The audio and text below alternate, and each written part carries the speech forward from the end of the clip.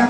So we lagged behind on that particular part, no? Because all of us were stunted by we were surprised, no? Parang nagulat tayo lahat because of the pandemic. We were not ready on how to address this particular challenge. But as part of the DepEd's responsibility to address this particular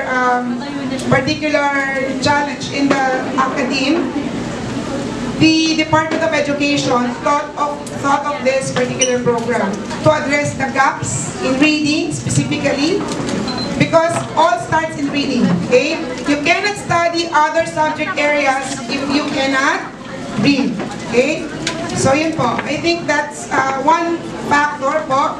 And at the same time, we have also learners who unfortunately lacks financial capabilities, so they are not able to attend classes. So kaya nga, di ba, part ng ating program is yung mga may learning gaps, or ang tawag doon yung mga balik-aral learners natin, yung mga tumigil. Okay? So yun po. So I think we have one last question na lang po. Sige po. Sige po. Is it available po to those students who are in special education? Okay. Also, yes. Buti na tanong mo yan.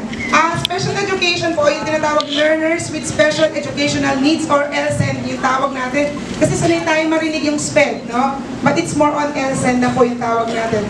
Learners with special educational needs.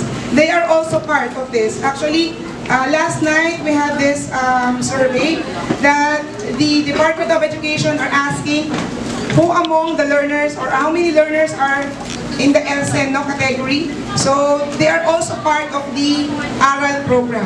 So in Parañaque National High School main, we also have this SPED, or the LSEN program, wherein we also cater for these learners. Okay? So yun po.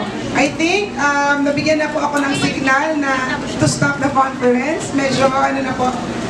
I think we have already discussed all the significant parts of the ARAL program. So with that, I would like to thank each and every one of you for attending this press conference. Thank you very much.